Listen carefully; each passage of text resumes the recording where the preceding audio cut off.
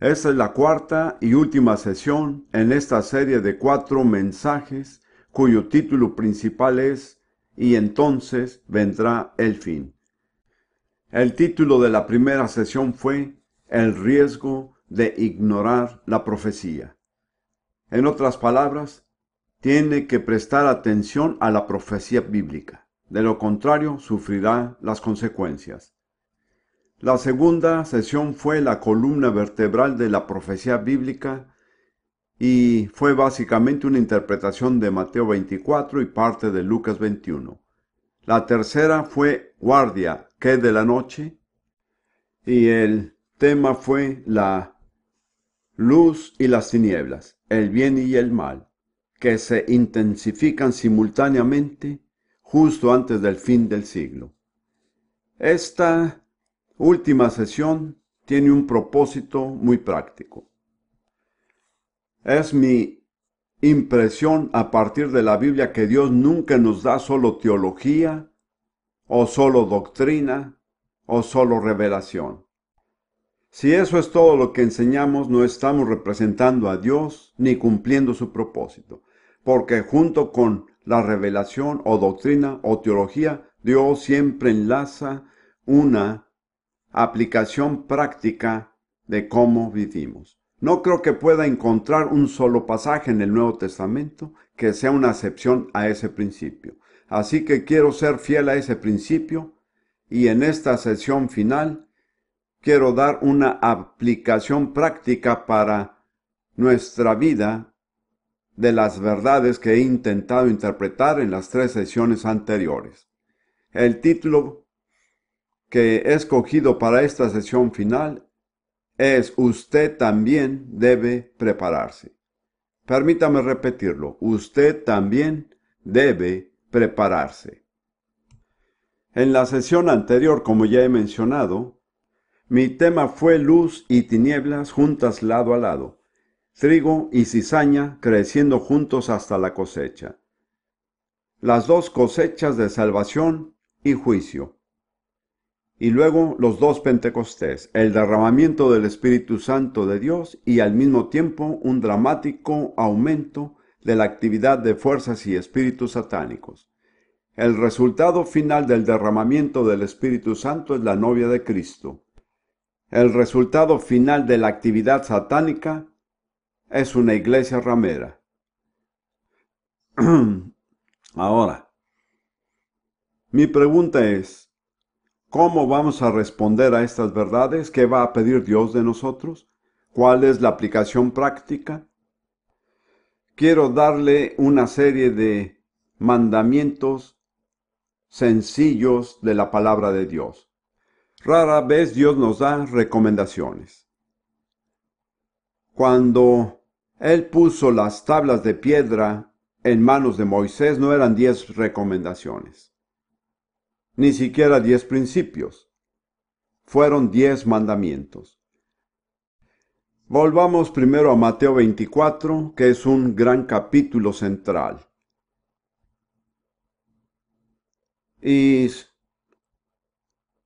solo leamos los versículos 43 y 44. Nos enfocaremos en el 44. Jesús dice, pero sabed esto, que si el padre de familia supiese a qué hora el ladrón habría de venir, velaría y no dejaría minar su casa. Cuando se refiere al ladrón aquí, ¿a quién se refiere? Se refiere a Jesús. Si el padre de familia hubiera sabido cuándo Jesús regresaría, Jesús no es un ladrón, pero él dice varias veces que va a venir como un ladrón. Un ladrón no anuncia cuándo va a venir, no le dice por cuál entrada va a venir. Su idea es siempre tomarlo por sorpresa. Y así Jesús va a venir. Pero hay una cosa que debe tener presente. Él no va a ser un ladrón. Cuando Él viene, solamente va a tomar lo que le pertenece. Si no le pertenecemos a Él, no nos llevará. Y a la luz de eso, Jesús nos da entonces esta aplicación, empezando con la expresión "por tanto". Y muchos de ustedes me han oído decir que si encuentran un "por tanto" en la Biblia, deben preguntarse por qué está ahí. Por tanto, también vosotros estad preparados. ¿Listo para qué? Para la venida del Señor. Porque el Hijo del Hombre vendrá a la hora que no pensáis. Entonces, si usted piensa que sabe cuándo va a venir, se equivoca.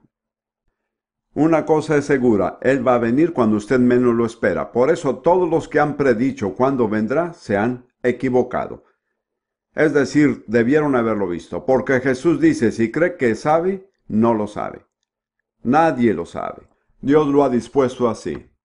Recuerda que le hablé brevemente acerca de Deuteronomio 29:29. Las cosas secretas pertenecen a Jehová nuestro Dios, mas las reveladas son para nosotros y para nuestros hijos para siempre, para que cumplamos todas las palabras de la ley. Dios tiene algunos secretos. El tiempo exacto de la venida de Jesús es un secreto. Creo que es muy necio tratar de inmiscuirse en los secretos de Dios porque no lo lograremos. Si Dios quiere mantener algo en secreto, nadie va a descubrirlo.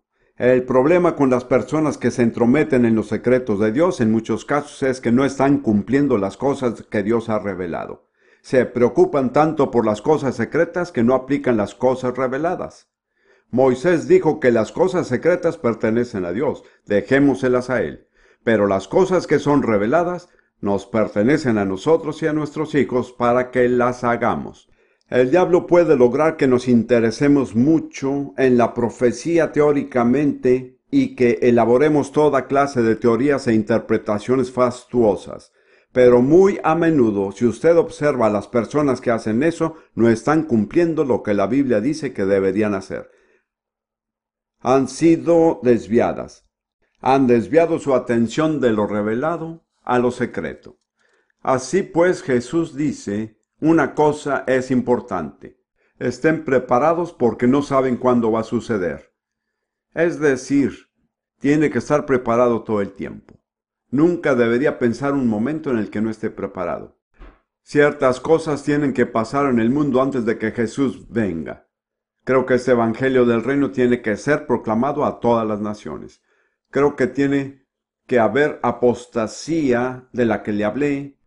Y como Pablo dice en 2 de Tesalonicenses 2, el Señor no vendrá antes de la apostasía, pero no creo que ninguno de nosotros sepa jamás con exactitud cuándo sucederán las cosas. Así que no es bueno decir solo necesito prepararme hasta que. Jesús solo recomienda que estemos preparados. Recuerdo que teníamos una hermana en una pequeña congregación que pastoreaba en Londres a principios de los años 50. Era una hermana de Jamaica. Ella oraba por muchas cosas, pero una cosa que siempre decía era, Señor, ayúdanos a recordar que será demasiado tiempo para procurar estar listos. Yo no sé si esto impresionó a alguien más, pero yo no pude olvidarlo por casi 40 años. Va a ser muy tarde para empezar a prepararse. Dice en la parábola de las vírgenes sabias e insensatas que aquellas que estaban listas entraron. Son las que entraron. Y aquellas que estaban preparándose nunca entraron. Entonces debemos vivir, creo yo, en un estado de preparación constante. Y esa no es una carga onerosa, es un estado agradable. Es un estado de victoria. Es un estado cuando estamos alerta, velando en oración. Vemos lo que Dios está haciendo y vivimos conforme a sus propósitos. Ahora, ¿qué significa estar preparados? ¿Qué se pedirá de nosotros? Yo quiero sugerirle 4 cosas. Las 3 primeras están tomadas de Lucas 21. Verá, hay una conexión muy cercana entre Mateo 24 y Lucas 21. También está en Marcos 13, pero no he sentido la libertad de incursionar en esto. Me gustaría leer en primer lugar a Lucas 21, 29 a 31, que se llama la parábola de la higuera. Aparece al final de este discurso, es una especie de aplicación de este. Jesús les dijo, mirad la higuera y todos los árboles. Cuando ya brotan, viéndolo, sabéis por vosotros mismos que el verano está ya cerca. Así también vosotros, cuando veáis que suceden estas cosas, las cosas que se describieron en el versículo anterior, cuando veáis que suceden estas cosas, sabed que está cerca el reino de Dios. Vivimos en un país que tiene invierno, primavera, verano y otoño. Suceden fuera de tiempo, pero de todos modos ya entiende el principio. Entonces, puede entender esto. He estado en países que nunca tuvieron primavera u otoño. Es difícil explicárselo, pero usted sabe que cuando el invierno está por terminar y la primavera viene, usted sale y ve los árboles que tienen botones en las ramas verdes. Usted sabe algo. ¿Qué sabe? Que el verano viene. Así es. No tiene que ir a la universidad o a la biblioteca pública. Ni siquiera tiene que ir a preguntarle al pastor. Es suficiente evidencia de que el verano viene. Jesús dijo, cuando vea estas cosas, igualmente sabe que el fin del siglo se acerca. La cosecha está próxima. Puede ir y preguntarle a un rabino, tal vez le informe mal. Puede ir y preguntar a algunos pastores, y ya ellos podrían darle la respuesta incorrecta, pero si usa sus propios ojos y su sentido común, y mira las Escrituras y luego observa lo que sucede en la tierra, Jesús dice que usted sabrá con certeza que el verano está cerca. Ahora, algunas personas interpretan la higuera como a Israel, y se ha hablado mucho al respecto. No creo que pueda demostrarse con las Escrituras. Entonces Jesús dice, cuando vea que a la higuera le brotan hojas, es una señal de que el verano se acerca. Ahora, si usted toma esto y lo aplica a Israel, permítame señalar que no habla acerca de fruto. No dice cuando la higuera lleva fruto, dice cuando la higuera brota. Algo que es muy práctico respecto a esto y que si lo aplica a Israel tiene una fecha específica. Hubo una época específica en la cual Israel brotó. Fue el 14 de mayo de 1948. Israel se convirtió en nación. Si usted acepta esto, y quiero decir, no tenemos que insistir en eso, pero si lo acepta, si Israel es la higuera, ¿qué son los otros árboles? Todas las otras naciones. Y creo que una de las señales distintivas de la segunda, digamos, mitad de este siglo, es el aumento del nacionalismo en toda la tierra. ¿Y qué es eso? Son todos los otros árboles que están brotando. Expliqué esto a mis estudiantes en África Oriental, alrededor de 1960. Descubrí que si podía realmente mostrarles la Biblia aplicada a su situación, ellos la escuchaban. Y cuando yo estaba ahí, había 3 países, Tanganyika se llamaba, Uganda, Kenia. Todavía eran África Oriental Británica, pero todos anhelaban lo que se llama en Swahili Uhuru, que significa independencia. Yo les dije a ellos, ¿ven lo que sucede? Sus árboles brotan. La actitud era, no queremos ser una colonia, tenemos nuestras propias costumbres, nuestras propias tradiciones, propio lenguaje, queremos ser nosotros mismos, no queremos que otro nos diga cómo vivir. Y así los británicos se fueron y se convirtieron en 3 naciones independientes. Ahora, solo en África desde la Segunda Guerra Mundial al menos 50 nuevas naciones han surgido. Algunas ni siquiera las conocemos por nombre. ¿Qué es eso? Son los árboles brotando por toda la tierra. Luego va a Asia y luego a Sudamérica y va a las islas del Pacífico. Por donde quiera existe la misma presión intensa, queremos ser una nación independiente. Yo diría que ese tipo de nacionalismo es una de las fuerzas más poderosas que operan en nuestro mundo hoy. Y parece que incluso en las dictaduras, bajo el comunismo, parece más fuerte que ellas. Justo en este momento los países bálticos están reafirmando su nacionalismo contra la Unión Soviética, los armenios están reafirmando su nacionalismo, en todas partes los árboles brotan. Como ve, en invierno, al menos en mi caso, un árbol se ve igual a los otros, yo no puedo diferenciar por la corteza de qué árbol se trata, pero cuando brotan hojas, cada árbol se ve diferente. Eso es lo que está sucediendo. Así que Jesús dice, cuando ve que la higuera y todos los árboles brotan, eso indica que el verano está cerca. Es muy interesante y puedo decir esto como británico, pero verá, en cierto sentido, Israel fue la nación modelo. Tuvieron que deshacerse de los británicos para convertirse en nación. Yo viví allí durante todo ese tiempo, de modo que lo recuerdo. Después de eso, nación tras nación dijeron, si ellos pueden, nosotros también. Así que esta es una aplicación muy actualizada y relevante de la verdad bíblica. Lo que me impresiona de la Biblia es que considera la importancia de las cosas con mucho mayor claridad que nosotros. Yo diría que no hay fuerza más poderosa operando políticamente sobre la tierra hoy en día que el nacionalismo. Es como la savia que sube por todos los árboles, que los hace brotar hojas y verse diferentes, cada uno con su propia cultura, sus propias costumbres, su propio lenguaje y demás cosas. Jesús dice, cuando vean estas cosas, aprendan la lección. Yo lo resumiría en una palabra, reconozcan. Reconozcan lo que está sucediendo.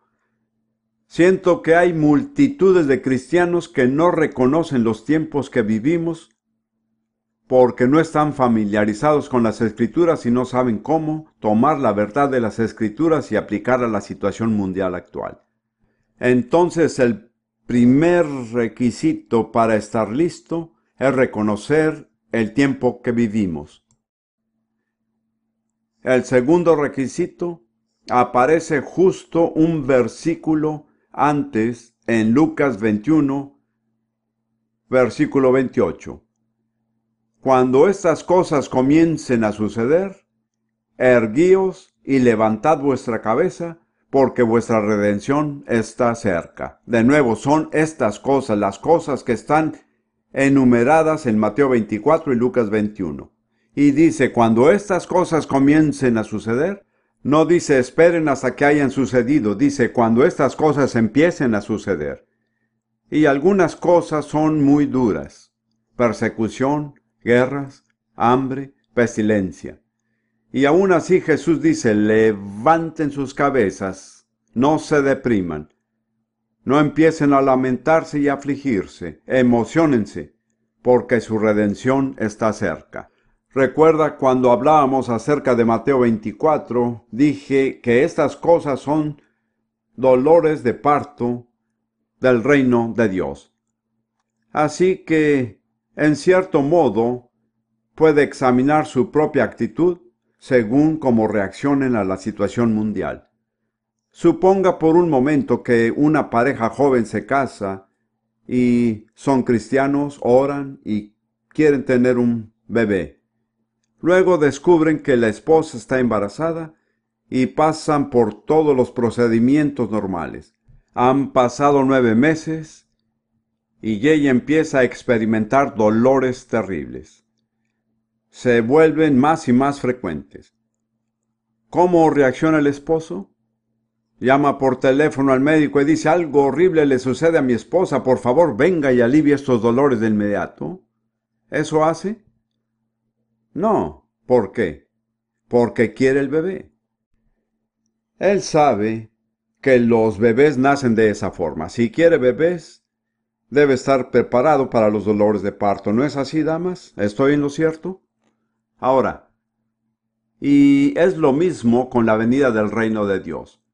Si realmente quiere el reino de Dios establecido en la tierra, cuando vea estos dolores de parto, no va a asustarse y decir, Dios, ¿qué está pasando? Ponle fin a esto. Usted dirá, alabado sea Dios, el bebé va a nacer. ¿No es así? ¿Lo entiende? Entonces, cuando examine su propia actitud, según reaccione a los terribles sucesos que tengan lugar sobre la tierra, y creo que seguirán ocurriendo. Si usted no está realmente comprometido con el reino de Dios, va a asustarse, va a deprimirse. Pero si realmente anhela el nacimiento del reino de Dios en la tierra, sin importar cuán difíciles y desagradables sean los dolores de parto, usted dirá: alabado sea el Señor, el reino está cerca, el bebé viene. ¿Lo ve? Entonces debe examinar su propia actitud. Si en realidad no está emocionado acerca del reino de Dios, tal vez va a deprimirse. Pero si el reino de Dios es lo que realmente le importa, va a emocionarse. Deténgase por un momento y pregúntese: ¿estoy emocionado o deprimido? ¿Estoy aquí sentado deseando que no nos dijera todas estas cosas terribles? ¿Estoy pensando cuánto más va a hablarnos sobre todos los problemas? ¿O estoy diciendo: alabado sea Dios, el bebé viene? Usted tiene que decidir. El siguiente requisito está también en Lucas 21, versículos 34 a 36. Voy a leerlo, pero haré un pequeño cambio porque creo que la versión NBI traduce un texto más exacto y confiable, y hay una diferencia importante. Así que cada cual decidirá cuál versión sigue. Pero Jesús dice: mirad también por vosotros mismos, que vuestros corazones no se carguen de glotonería y embriaguez y de los afanes de esta vida. Esta es la siguiente advertencia. A estas alturas más vale que nos examinemos. ¿Estamos demasiado inmersos en los asuntos temporales? ¿Estamos demasiado preocupados con el mundo y sus placeres y problemas? Recuerde la misma frase en la parábola del sembrador: los afanes de este siglo ahogaron la semilla y la hicieron infructuosa. La mayoría de las traducciones dicen los afanes de este siglo. Recuerdo a Corrie ten Boom cuando aún estaba con nosotros, diciendo cuánto le espantó descubrir que la preocupación era un gran pecado que podía impedirle estar preparada para el Señor. Entonces debemos tener cuidado de no vivir bajo el peso de los afanes de este siglo. Tenemos que, en cierta forma, desprendernos de las cosas temporales. Algunos de ustedes recuerdan que he hablado acerca de la obra de la cruz en su vida, según el libro de Gálatas. Gálatas 1:4 dice: el cual se dio a sí mismo por nuestros pecados para librarnos del presente siglo malo. Si hemos aceptado esa libertad, entonces las cosas de este siglo no van a oprimirnos. No vamos a preocuparnos por ellas, no vamos a afanarnos por un trabajo, un ingreso, nuestro carro. Estaremos en cierto sentido involucrados, pero en otro sentido desprendidos. Entonces Jesús dice: tengan cuidado, no sea que se les endurezca el corazón por el vicio, la embriaguez y las preocupaciones de esta vida. De otra manera, aquel día caerá de improviso sobre ustedes. Ahí es donde cambié la traducción. Y continúa diciendo: pues vendrá como una trampa sobre todos los habitantes de la tierra. Entonces tiene que decidir dónde va a morar. Si su hogar está en esta tierra, vendrá sobre usted. Vendrá sobre todos aquellos que moran en la tierra. Pero si ha sido librado de esta era malvada, y ha podido decir como Pablo: lejos esté de mí gloriarme, sino en la cruz de nuestro Señor Jesucristo, porque en el mundo me es crucificado a mí y yo al mundo. Entonces no vendrá sobre usted como una trampa. Los habitantes de este mundo no pueden escapar. Vendrá sobre todos aquellos cuyo hogar está sobre la tierra. Pero el pueblo de Dios puede escapar si está velando y orando. ¿Lo ve? La gente de este mundo no tiene opción, va a venir sobre ellos. Pero al pueblo de Dios, si cumple los requisitos, no le sobrevendrá como una trampa. Yo diría a cada uno de ustedes, a partir de ahora y a la luz de lo que he dicho, no debería caerle de improviso. No debería caerle de improviso. Tiene suficiente información para saber básicamente qué esperar. Y luego Jesús nos dice cómo asegurarnos de que escaparemos. El siguiente versículo es extremadamente importante. Versículo 36. Velad pues. Ese es el lenguaje antiguo. Velad. Las traducciones modernas tal vez dicen estar vigilantes. No se adormezcan cayendo en indiferencia o negligencia. Velad pues en todo tiempo orando. ¿Cuánto tiempo? ¿Con qué frecuencia? Siempre. No creo que esto signifique que deba orar 24 horas al día, sino que nunca deje de orar. ¿Comprende lo que digo? Dice, oren sin cesar, en 1 Tesalonicenses 5. Esto significa que nunca hay un momento en el que pueda decir, he terminado de orar por hoy. No voy a orar más, oraré mañana. No creo que podamos darnos ese lujo. Nunca sabemos cuando el Espíritu Santo de repente nos impulse a orar y nos diga necesitas orar. Muchos de ustedes han oído hablar de Smith Wigglesworth, quien a propósito impactó esta nación en 1925. Pero ese era su principio. Él nunca oró más de media hora, pero nunca pasó más de media hora sin orar. No quiero decir que todos tenemos que seguir el mismo modelo, pero ese es un ejemplo de cómo la oración nunca llega a su fin. Doy gracias a Dios porque en su gracia y su misericordia me dio 2 esposas maravillosas, no al mismo tiempo, por supuesto. Mi primera esposa está con el Señor, mi segunda esposa está aquí. Pero he tenido en cada una de ellas una esposa que ora. Ambas han sido mujeres que nunca dejaron de orar. Mi primera esposa, como saben, tenía un hogar de niños. Y ella estaba ocupada lavando pañales, esterilizando biberones, haciendo cosas. Pero ella oraba mientras revolvía la sopa. O se inclinaba y lloraba y una de las niñas saltaba en su espalda y jugaba con sus cabellos mientras oraba. Ella simplemente no sabía cómo parar de orar. Ruth, a su modo, es exactamente lo mismo. Es una persona que siempre está orando. No tenemos que ser iguales, cada uno de nosotros es un individuo. Pero tenemos que estar continuamente dispuestos a orar. Tengo una especie de principio ahora. Yo nunca, Dios lo permita, nunca viajo sin orar. Si voy a manejar un auto por 5 minutos, encomiendo el trayecto al Señor. Digo, Señor, confío en tu dirección y protección. No solo Ruth y yo oramos antes de comer para dar gracias, sino que oramos por avivamiento en cada comida. Por un avivamiento en los Estados Unidos y Gran Bretaña, al menos 3 veces al día hacemos esa oración, lo hemos hecho así por casi 10 años. Hay muchas otras formas como podemos mantener un ambiente de oración y un ambiente de adoración. ¿Ven el pasaje que Rudy y yo citamos? Adora al Señor tu Dios y su bendición estará sobre tu alimento y tu agua. Básicamente, al dar gracias por los alimentos, oramos por un avivamiento y luego dedicamos unos minutos a adorar al Señor. Porque queremos su bendición sobre nuestro alimento y nuestra agua. Entonces Jesús dijo, velad pues en todo tiempo orando, que seas tenidos por dignos de escapar de todas estas cosas que vendrán y de estar en pie delante del Hijo del Hombre. Otra traducción dice que oremos para ser fuertes para escapar todas estas cosas. Si Jesús dijo que teníamos que orar para escapar, mi conclusión es que si no estamos orando no escaparemos. Es una condición indispensable para escapar.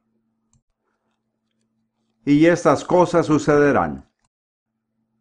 En mi comentario sobre Mateo 24, en una sesión anterior, señalé que en el versículo 20, al hablar acerca del tiempo en el que la tribulación está a punto de comenzar, en Israel Jesús dijo, van a tener que escapar. Oren para que no tengan que escapar en invierno o en el día de reposo. Como ve, comprender con inteligencia las escrituras proféticas pone límites a nuestras oraciones. Jesús no dijo, oren para que no tengan que huir. Él dijo, van a tener que huir. Pero pueden orar para que no tengan que huir en clima frío o en día de reposo. Ya expliqué que sería muy difícil para las personas huir el día de reposo en el estado judío, donde el día de reposo es un día sagrado. Entonces creo que de nada sirve orar para que no sucedan las cosas, porque el Señor dice que sucederán. Si va a orar, Dios no permitas que estas cosas terribles pasen en la tierra, está desperdiciando su aliento, según entiendo. Lo que sí puede orar es que sea tenido por digno de escapar. Si no está orando, dudo que sea tenido por digno, porque Jesús dijo que tiene que orar para ser tenido por digno. ¿Está claro? ¿Lo he explicado bien? Eso es importante, ¿no es así? No quiero dar la impresión de legalismo. No creo que se logre por medio de reglas. Creo que se logra por el Espíritu Santo. Hay un pasaje en el Cantar de los Cantares que me gusta, es la novia que habla. Ella dice, yo dormía, pero mi corazón velaba. Creo que ese es el espíritu de la oración. Usted puede estar durmiendo, pero su espíritu está orando. Hace muchos años yo hice reuniones callejeras en la ciudad de Londres en un lugar llamado la Esquina del Orador en Marble Arch. Y algunas personas extrañas venían y se salvaban. Una de ellas fue una joven irlandesa que trabajaba como sirvienta en un hotel de Londres. Ella era de trasfondo católico, pero fue salva por completo. Su corazón realmente ardía por el Señor. Compartía una habitación con otra sirvienta en el hotel. Y después de un tiempo, la otra joven se le acercó tímidamente y dijo, cuéntame, ¿cuál es esa lengua que hablas cada noche cuando estás dormida? Bueno, esa era la primera vez que ella se enteraba de que hablaba en lenguas mientras dormía, pero cuando su mente dormía, su espíritu oraba. Y eso no se puede lograr con reglas. Eso se logra rindiéndose al Espíritu Santo. Dios estableció una regla para los sacerdotes levíticos que debían mantener un fuego ardiendo en el tabernáculo toda la noche. El fuego debía siempre arder sobre el altar, nunca debía extinguirse. Y para mí esa es una imagen del espíritu de oración. Es un fuego que arde en nuestros corazones que nunca se apaga. Y creo que es la clase de vida que vamos a tener que vivir para estar listos para lo que viene. Ahora, vamos al libro de Apocalipsis 19 que vimos brevemente. Es una imagen de la novia y quiero señalar una característica de esa imagen. Apocalipsis 19, versículos 7 y 8. Este es el cántico triunfal de todos los habitantes del cielo. Hay un regocijo por las bodas del Cordero, el Señor Jesús. Y porque su esposa, la novia, la iglesia, se ha preparado. Permítame señalar de nuevo que ella no se estaba preparando en ese momento, ya se ha preparado. Eso es lo que dice, gocémonos y alegrémonos y démosle gloria, porque han llegado las bodas del Cordero y su esposa se ha preparado. Y luego explica cómo se ha preparado. Y a ella se le ha concedido que se vista de lino fino, limpio y resplandeciente. Y esta es la interpretación, porque el lino fino es las acciones justas de los santos. Así, para cumplir los requisitos, para estar ahí, la novia tiene que tener el vestido correcto, que está hecho de lino, que siempre es figura de justicia en la Biblia, y es muy limpio y resplandeciente. Luego, Juan revela que el lino fino son las acciones justas de los santos. Como ve, cuando usted y yo creemos en Jesús y lo aceptamos como Salvador, su justicia nos es atribuida. Somos considerados justos con su justicia. Esto es maravilloso, pero no es el fin, porque tenemos que movernos de la justicia atribuida a la justicia manifiesta en obras. Y aquí el lino fino son las acciones justas de los santos. Para mí es siempre muy gráfico. Creo que toda acción justa que realizamos es un hilo en ese vestido de lino. Y me pregunto a mí mismo si tendré lo suficiente para cubrirme. Suena cómico, pero es muy real para mí. ¿Tendrá la novia suficiente lino para un hermoso vestido de bodas? Y básicamente a las mujeres no les gusta ser escasas con su vestido de bodas. Es decir, si hay una ocasión en la que una mujer quiere gastar, es esa. Así, a fin de prepararnos, tenemos que haber realizado nuestras acciones justas. Yo creo que Dios ha determinado acciones justas para cada uno de nosotros. Dios tiene tareas específicas para que cada uno lleve a cabo. Pero creo también que hay ciertas responsabilidades que son colectivas y por las cuales debemos todos dar cuenta en conjunto. Y para mí, personalmente, la acción justa más importante de la cual la Iglesia es responsable colectivamente es Mateo 24, versículo 14. ¿Empieza a recordar qué dice ese versículo?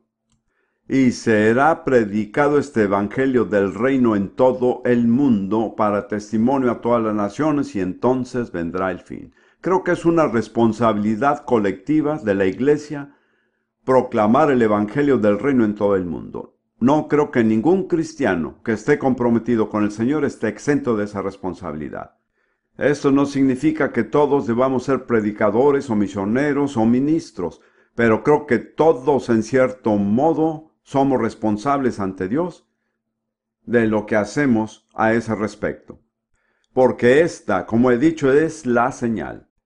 Es la señal segura de que la venida del Señor está cerca. Cuando este evangelio del reino ha sido predicado en todo el mundo como testimonio a todas las naciones, entonces vendrá el fin.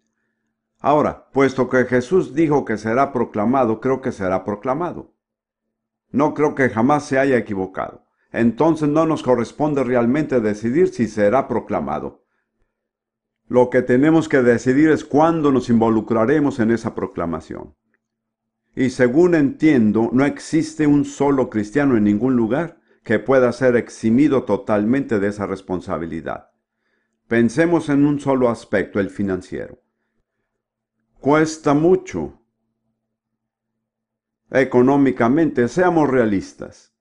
Yo tengo un programa de radio que está logrando esto en muchos lugares del mundo. En la China comunista en 4 idiomas.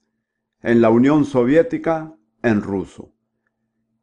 En América del Sur y Central en español.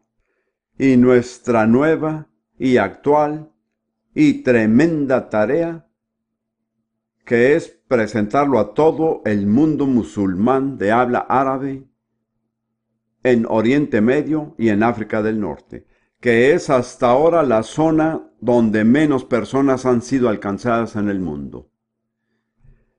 De las 40 naciones menos alcanzadas, el 51% son naciones musulmanas. Yo le digo, no voy a pedirle dinero. Permítame decirle, transmitir en una emisora que alcance el Oriente Medio, 15 minutos valen $500 americanos. Es aproximadamente $2,500 mensuales.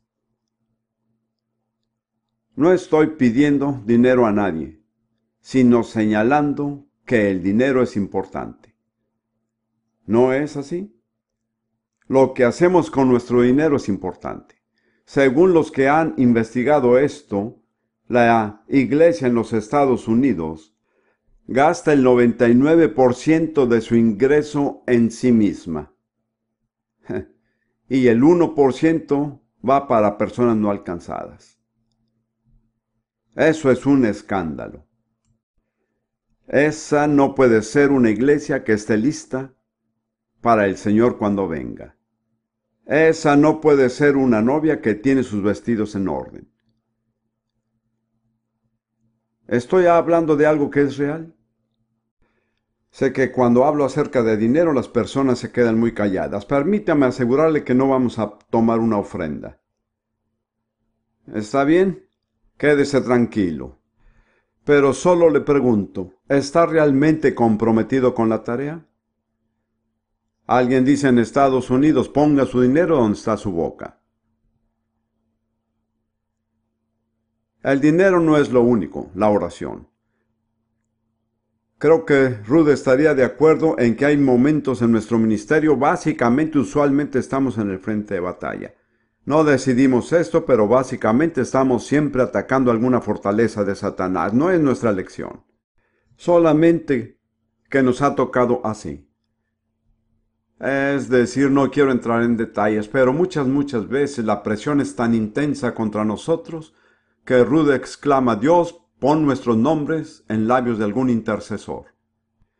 Y comprendemos que a menos que tengamos la intercesión como respaldo, no lograríamos cumplir la tarea. Así que no estoy hablando solo de dinero. Más importante que el dinero es la oración intercesora, pero básicamente cuando usted ora por algo, no puede orar por eso sin involucrarse. No puede simplemente decir una oración y olvidarlo. Se involucrará de una u otra forma, cualquiera que sea. Ahora, permítame examinar dos formas diferentes de cómo esta responsabilidad nos afecta. He hablado esencialmente acerca de la obra evangelística, pero también reconozco la tremenda importancia, la seriedad y las presiones del ministerio pastoral. No estoy realmente llamado a ser un pastor, he sido pastor, entiendo lo que esto significa. Personalmente siento que no hay un ministerio más duro sobre la tierra que el ministerio pastoral. De nuevo, y Jesús habla acerca de eso en Mateo 24. Inmediatamente después él dice, en el versículo 44, estad preparados. Él presenta esta pequeña parábola. Yo la entiendo como una imagen del ministerio pastoral, el ministerio que alimenta, pastorea y cuida al pueblo de Dios. Con frecuencia no es un ministerio llamativo.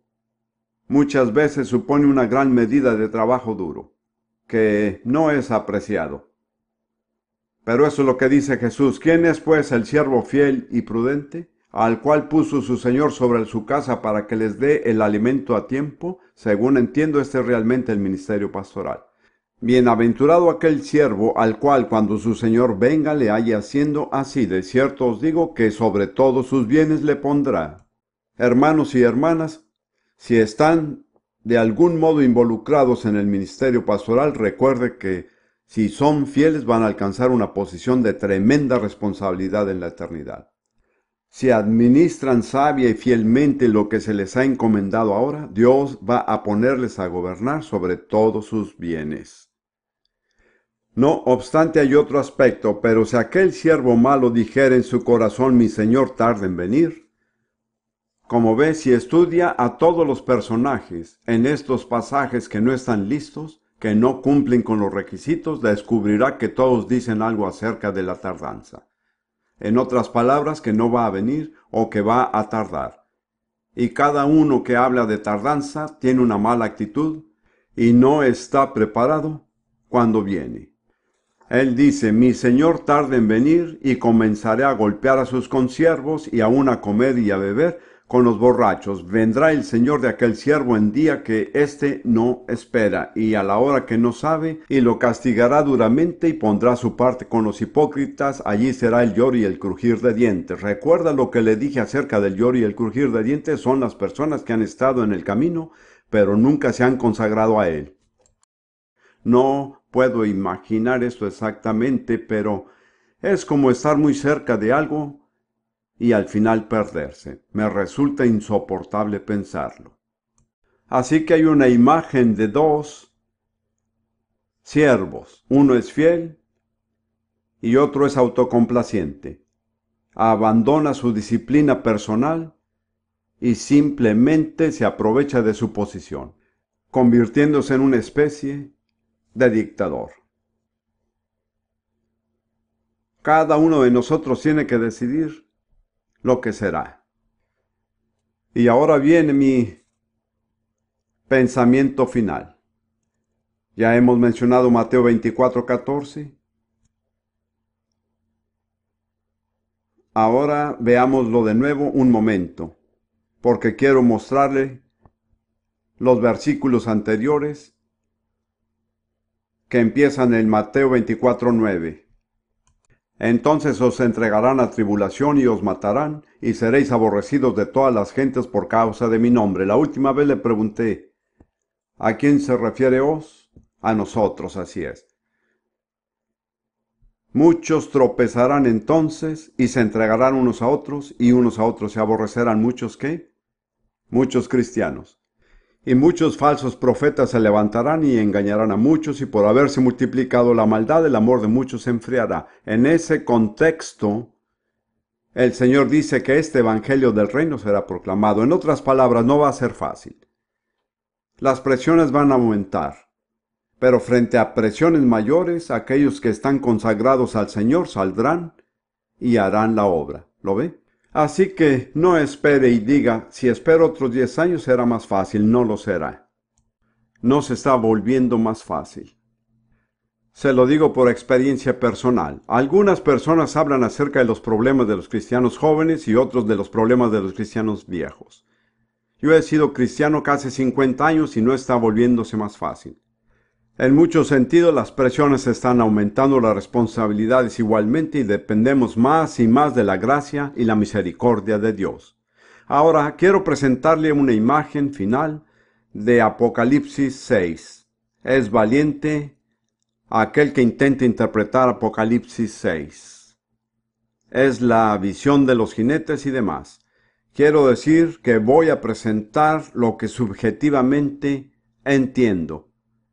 Y realmente no importa si tengo o no la razón en mi interpretación. Creo que tengo razón en mi aplicación.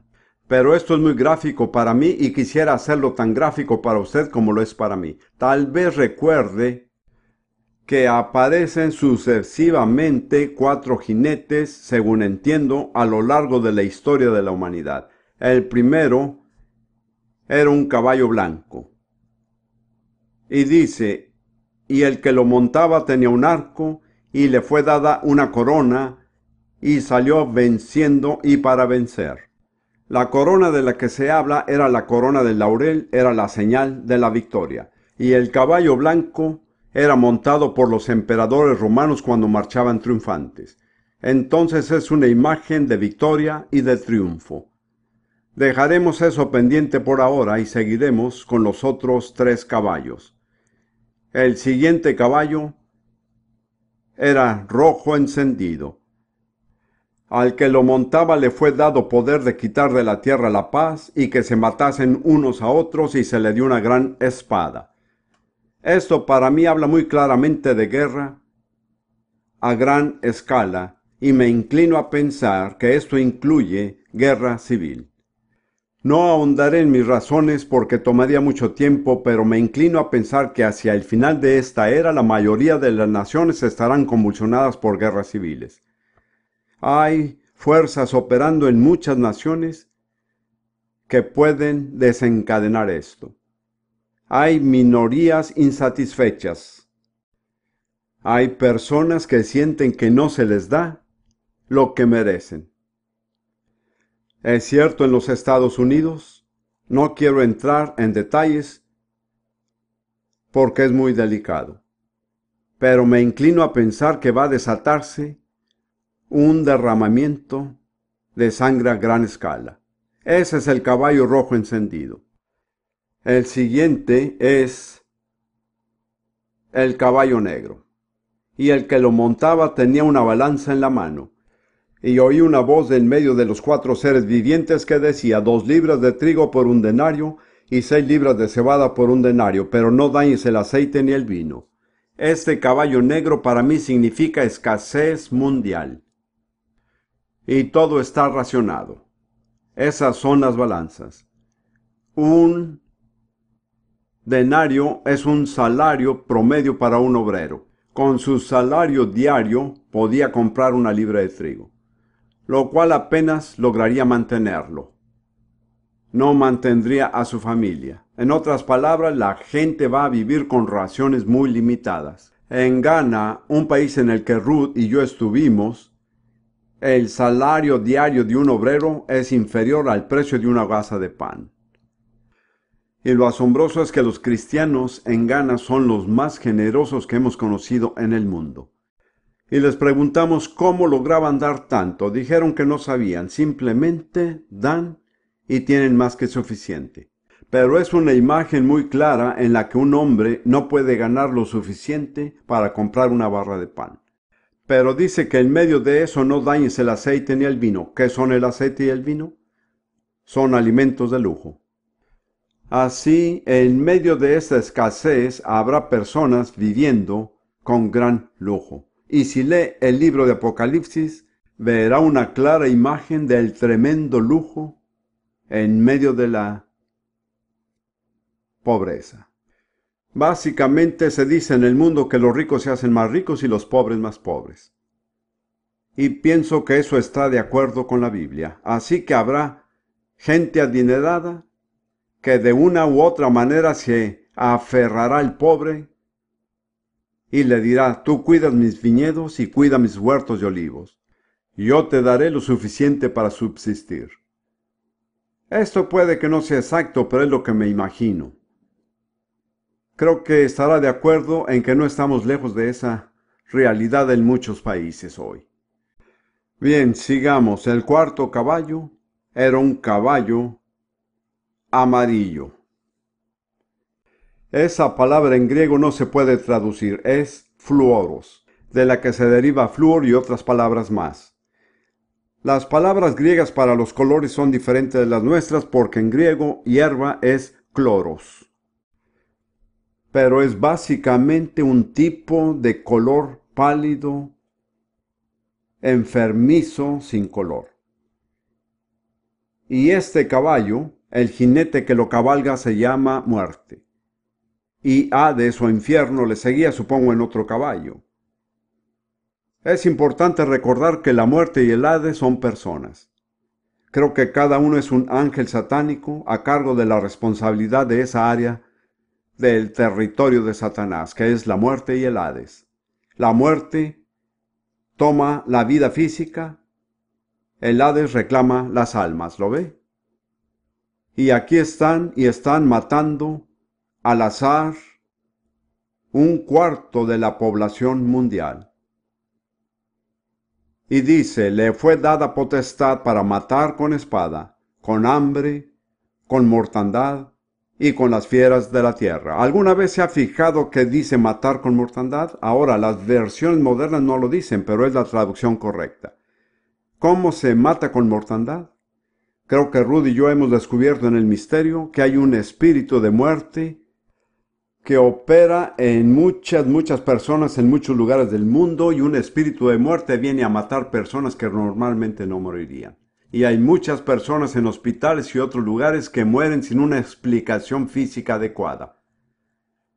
En cuanto a Rudy y a mí, yo diría que hemos empezado una guerra personal contra el espíritu de muerte. Si yo fuera a predicar de esto aquí, creo que se sorprendería con la respuesta, pero no lo haré. Bien, hemos visto los 3 caballos, el segundo, tercero y cuarto. Después están los mártires bajo el altar. Veamos. Cuando abrió el quinto sello, vi bajo el altar las almas de los que habían sido muertos por causa de la palabra de Dios y por el testimonio que tenían. Y clamaban a gran voz diciendo: ¿hasta cuándo, Señor santo y verdadero, no juzgas y vengas nuestra sangre en los que moran en la tierra? Ellos dijeron: Señor, ¿hasta cuándo vas a vengarnos? Y la respuesta es que ellos deben esperar hasta que el número de sus hermanos que deben morir como ellos se complete. En otras palabras, al parecer, en ese periodo habrá multitudes de cristianos asesinados por su fe. Creo que eso es parte de la gran tribulación. En Apocalipsis dice que quienes salieron de la gran tribulación habían lavado sus vestiduras y las emblanquecieron en la sangre del Cordero. Bien, ese es el trasfondo. Lo que sigue es el final de la era, la aparición visible de Jesús. No trataremos eso, tremendos terremotos y agitación. Ahora volvamos, solo tenemos unos minutos, al caballo blanco. Eso es lo que me emociona. Es la forma como lo veo. El caballo blanco es el Evangelio que cabalga victorioso, venciendo y para vencer. Hay otra imagen en el Salmo 45 de Jesús como el Mesías, que creo es el comentario sobre este caballo blanco. Salmo 45, versículos 2 y 5. Esto se dirige al Mesías. Eres el más hermoso de los hijos de los hombres, la gracia se derramó en tus labios, por tanto Dios te ha bendecido para siempre. Ciñe tu espada sobre tu muslo, oh valiente, con tu gloria y con tu majestad. En tu gloria sé prosperado, cabalga sobre la palabra de verdad, de humildad y de justicia. Esto no es el conquistador militar común. Su conquista se basa en verdad, humildad y justicia. Y luego continúa ilustrando el evangelio que galopa en el caballo blanco y sale por todas las naciones. Y como ve, la esencia de lo que quiero decir, esto es lo crucial. El caballo blanco tiene que adelantarse a los caballos rojo, negro y amarillo. Todos van a venir, pero tenemos que llegar a las personas antes de que los otros los destruyan. Verá, si estoy en lo correcto, esto genera un fuerte sentido de urgencia. Esta es la urgencia que siento en mi corazón. Siento que tengo que salir con el mensaje del Evangelio antes de que los otros caballos horribles arrasen con la humanidad. Y ya están cabalgando. Ya han comenzado. Tengo esta impresión constante. Tengo que adelantarme al caballo rojo, al caballo negro, al caballo amarillo. Porque solo tenemos un poco de tiempo. Quiero sugerirle una cosa. Al diablo no le importa si usted decide comprometerse con el Evangelio siempre y cuando no lo haga muy pronto. Y él usará cualquier táctica para demorarlo. No dirá no, solo dirá más tarde. Esta es mi preocupación más grande. Veo multitudes de cristianos que están esperando para comprometerse y creo que será demasiado tarde. Queda muy poco tiempo, según entiendo. Todo en la tierra se está moviendo rápidamente, más y más y más rápido. Dios no se queda atrás en relación con el mundo. Dios también se mueve con gran rapidez. ¿Se comprometerá con el caballo blanco? ¿Dará su vida si nunca la ha entregado a ese caballo blanco? Las naciones están esperando por ese caballo. Que Dios nos ayude para responder a este reto, a entender el tiempo en que vivimos. Que Dios los bendiga. Amén.